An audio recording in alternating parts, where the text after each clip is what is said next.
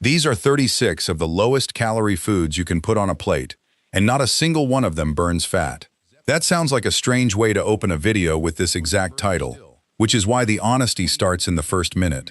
No food burns fat, and the Mayo Clinic states it about as plainly as anyone can, that no foods burn fat, make you lose weight more quickly, or raise your metabolism enough to affect weight loss.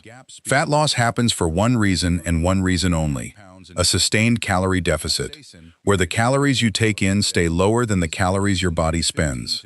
Here is why 36 foods still deserve a half hour of your time. These particular foods are the closest thing that genuinely exists to the promise in the title, and while they will never melt fat off your body, they do something quieter and far more useful, letting you eat a large, filling amount of food for very few calories, so that staying in a deficit stops feeling like starvation. That is the real story, and decades of research stand behind it. Over the next 30 minutes, we separate the myths that have sold diet books for almost a century from the small handful of things that actually work. And then we walk through all 36 foods and the honest reason each one earns its spot. The whole thing begins where the myth itself was born. Part 1. The 90-year-old lie. The idea that one specific food can burn fat is not new at all. Almost 100 years old, it started in Hollywood. Through the late 1920s and into the 1930s, a diet swept the film industry under three names: the grapefruit diet, the Hollywood diet, and the 18-day diet. Running on roughly 600 to 800 calories a day, the whole thing rested on one false claim: that grapefruit contained a special fat-burning enzyme. A 1929 feature in Motion Picture magazine pushed it into the spotlight. The actress Ethel Barrymore earned credit for popularizing it around that same year, and it grew famous enough to turn up in the 1933 Warner Brothers film Hard to Handle. No fat-burning enzyme existed, and none ever had. A health educator named Carl Malmberg tore into the diet in 1935 in his book Diet and Die, warning that it stripped out calcium, phosphorus, iron, and vitamin A, and that it was making people sick. His verdict on the film community landed hard, that the casualties, as he put it, were heavy around Hollywood. A good myth, though, refuses to die. During the 1940s, the very same diet resurfaced under a borrowed name: the Mayo Clinic diet, even though the Mayo Clinic has formally disavowed any connection to it. And by the 1980s, it circled back yet again as the 10-day, 10 pounds off diet. Growing right alongside it was a companion idea that proved every bit as stubborn: the negative calorie food. The negative calorie claim runs like this: certain foods, celery, cucumber, lettuce, and grapefruit among them, sit so low in calories and so high in fiber and water that your body supposedly burns more energy digesting them than the food itself contains. And eat enough of them, the theory promises, and you land at a net calorie loss. Diet books pushed it through the 1980s. The internet revived it across the early 2000s, and it was still moving copies as recently as 2016. Beautiful idea, and completely wrong, which is exactly what someone finally set out to test. Part 2. The celery experiment. Proving why negative calorie foods aren't real means measuring every calorie that enters a food and every calorie that comes back out, which is genuinely hard to pull off in a human being. That's where a 2019 team at the University of Alabama came in: Budemeyer, Alexander, and Secor, who ran the accounting inside an animal whose digestion they could track down to the last calorie: the bearded dragon. 9 bearded dragons received meals of celery equal to 5% of their body weight, celery being the poster child of the entire negative calorie myth, and the researchers followed exactly where all of that energy went.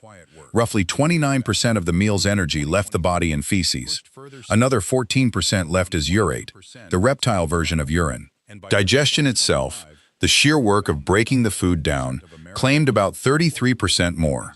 Total all of that up, and the animal still finished ahead, holding on to a net 24% of the meal's energy. Even celery, watery and stringy and almost nothing but fiber, delivered a positive calorie balance.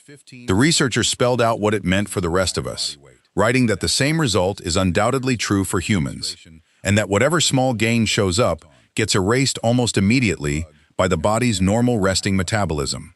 Put in plain terms, nobody eats their way into a calorie deficit, one stalk of celery at a time. The reason traces back to a single number the whole myth misreads: the amount of energy your body actually spends on digestion. Part 3.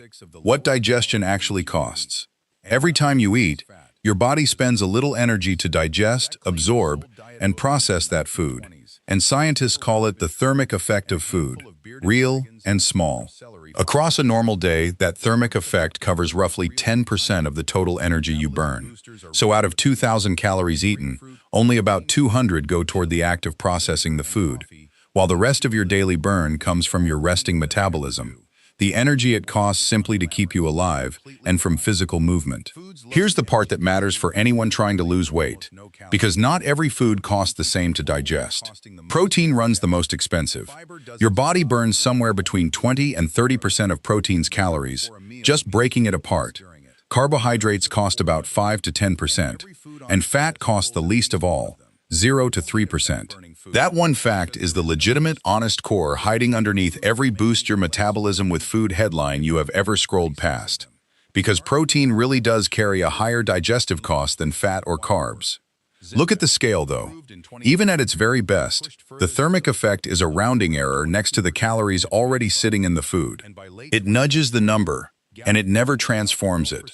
The Academy of Nutrition and Dietetics said it without softening the edges, that despite a minor rise in energy expenditure for a few hours after eating, nobody should expect it to add up to extra weight loss. If digestion won't do the work, and no food burns fat, then something else has to explain why these 36 foods are worth eating, and it comes down to 4 real mechanisms. Understanding them once makes the entire food list explain itself. Part 4. The 4 things that actually work mechanism. 1. Energy density. The single most powerful idea in this whole video isn't a food. Density. The single most powerful idea in this whole video isn't a food. It's a concept called energy density, meaning the number of calories packed into a given weight of food. Water and fiber add weight and bulk without adding calories, which means a food that's mostly water and fiber lets you eat a large, satisfying volume for a very small calorie cost. The Mayo Clinic offers a comparison that makes the whole thing click, that a single pat of butter carries almost the same number of calories as 2 full cups of raw broccoli. One is a smear you barely notice, and the other is an entire plate of food.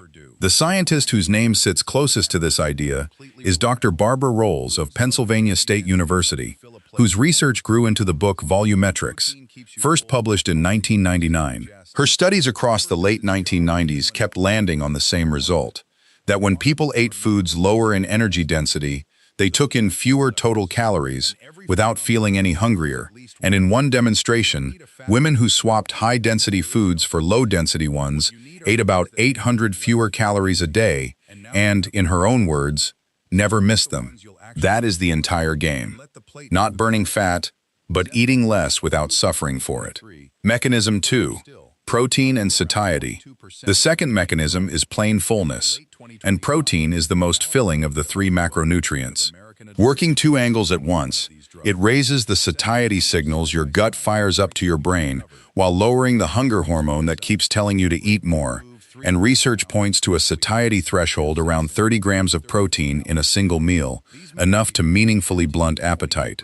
A lean protein therefore does 2 jobs together, carrying that higher digestive cost we just covered while keeping you full longer, so you eat less later on. Mechanism 3. Fiber thing. Third comes fiber, and the evidence here is refreshingly simple. A study published in the Annals of Internal Medicine in February 2015 took 240 adults with metabolic syndrome and handed one group a single instruction: to eat at least 30 grams of fiber a day, with no complicated rules attached. 12 months later, about 4.5 pounds had come off that group, nearly matching a far more complicated heart-healthy diet that lost around 6. The lesson never was that fiber works magic. What it showed instead is that a simple rule people actually stick to tends to beat a perfect plan they abandon. Mechanism 4. Water. The fourth mechanism is the simplest one of all: water, used the right way.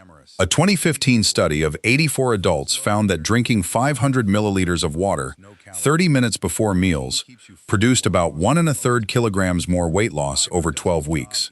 Those who did it before all three main meals dropped around 4.3 kilograms, next to under 1 kilogram for the people who skipped it. Water fills space in the stomach, and a fuller stomach eats less. Low energy density, protein, fiber, and water. Those four levers are the honest reason the next 36 foods help at all. So let's walk through them. Part 5. The 36 foods.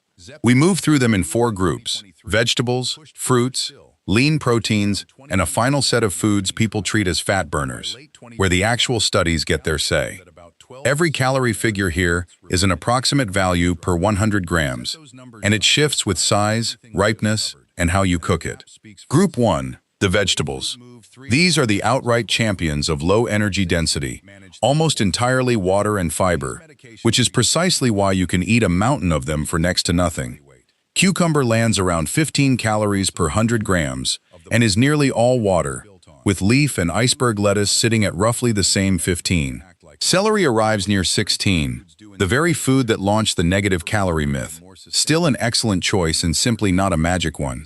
While zucchini comes in around 17 and makes a real low-calorie stand-in for pasta. Tomato holds at about 18. Green bell pepper sits near 20, its red version closer to 31, and both deliver crunch and vitamin C, while spinach reaches about 23. Cabbage, cauliflower, and eggplant all cluster near 25, with cabbage and cauliflower especially filling, and cauliflower standing in for rice or mashed potato. Pumpkin runs around 26, mushrooms about 22, with a savory depth that makes a small meal feel bigger, and asparagus near 20. At the slightly higher end, you find broccoli at about 34, with a little protein of its own, kale near 35, green beans around 31, and carrots at about 41, sweet enough by nature to satisfy without much cost. Each of these earns its place the same way, a large volume for very few calories. Group 2. The fruits. Fruit brings a bit more natural sugar and therefore a few more calories, though the best choices stay water-heavy and filling. Watermelon comes in near 30 calories per 100 grams and runs around 92% water, with strawberries close behind at roughly 32, sweet and high in fiber. Cantaloupe and honeydew sit in the mid-30s. Peach lands about 39, and grapefruit holds around 42 per 100 grams, which works out to about 64 calories for half a fruit.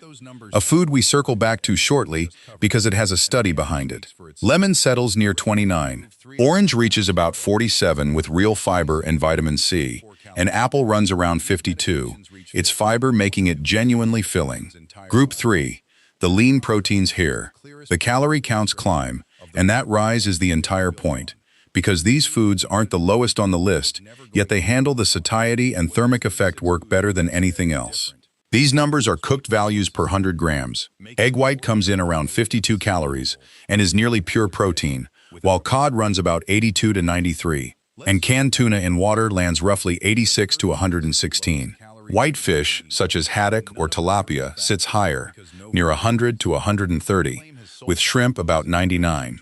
Non-fat plain Greek yogurt holds around 59, and low-fat cottage cheese near 72. Both of them protein-dense and filling, and firm tofu arrives about 76 as a plant option.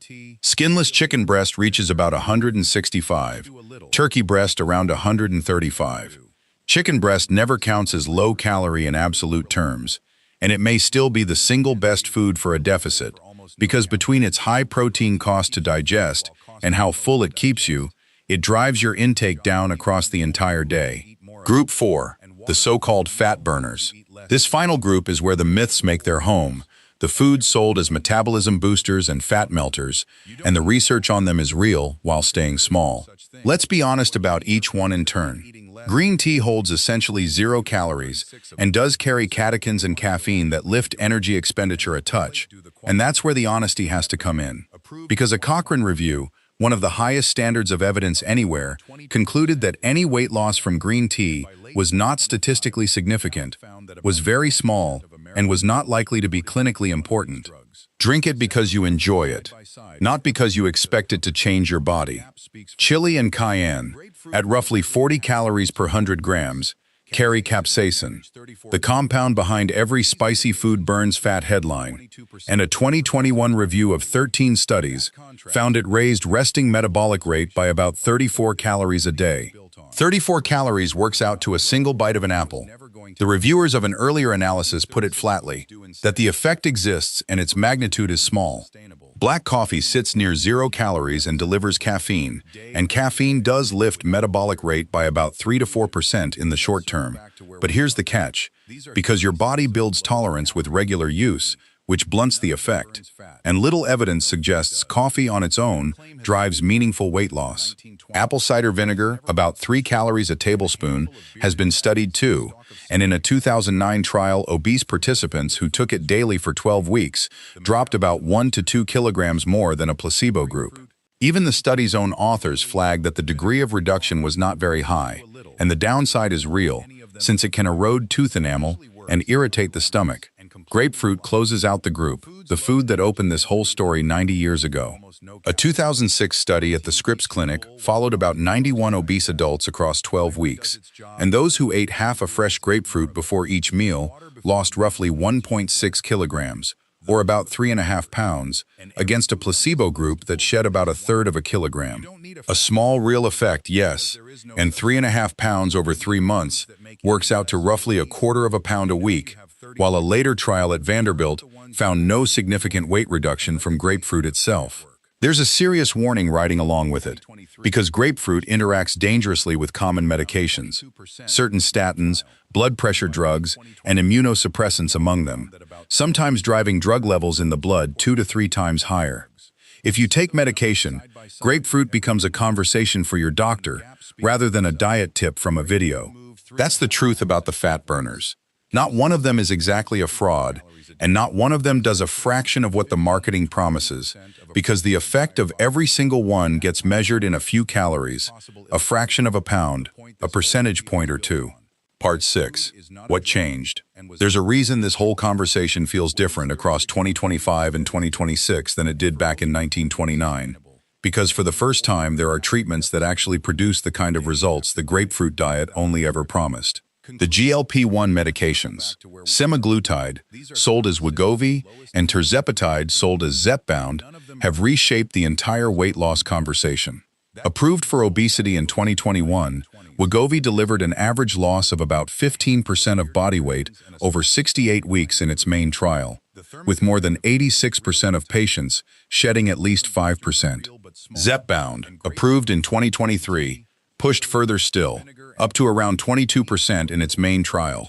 And by late 2025, Gallup found that about 12% of American adults reported taking one of these drugs. Set those numbers side by side with everything we just covered, and the gap speaks for itself.